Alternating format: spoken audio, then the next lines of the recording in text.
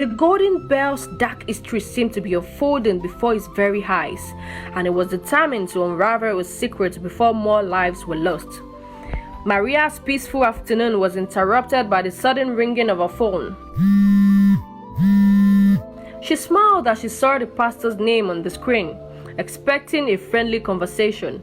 She quickly answered, but before she could utter a greeting, the pastor's urgent tone caught her off guard. "There's a problem, Miss Maria," he said abruptly, his voice laced with concern. "Your presence is needed at the church. The bell you donated has been causing some calamities. I need to discuss this with you face to face and get to the bottom of the issue." Maria's heart skipped a beat as the pastor's words hung in the air. She was taken aback by his serious tone, which was unlike his usual warm and gentle demeanor.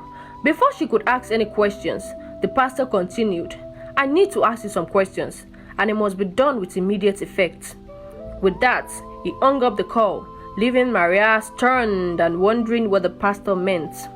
As she sat in silence, her mind racing with questions, Maria's thoughts swirled around the pastor's words. What kind of calamities could the bell be causing?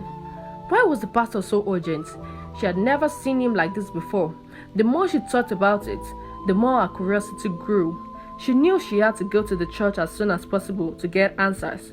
With a sense of curiosity, Maria stood up, her heart pounding with anticipation, and she decided that she was going to visit the pastor as soon as possible. The second day, Maria adjusted her busy schedule to meet with the pastor, and upon arrival, she greeted him warmly. The pastor, however, seemed preoccupied, excusing himself briefly before sitting down with her. Without delay, he began to explain the situation.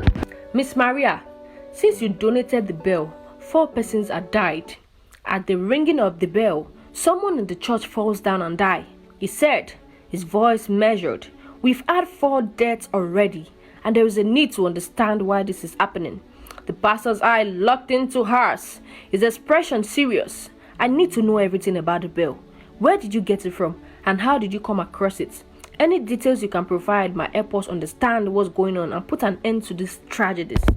Maria's eyes widened in horror as the pastor revealed the extent of the tragedy.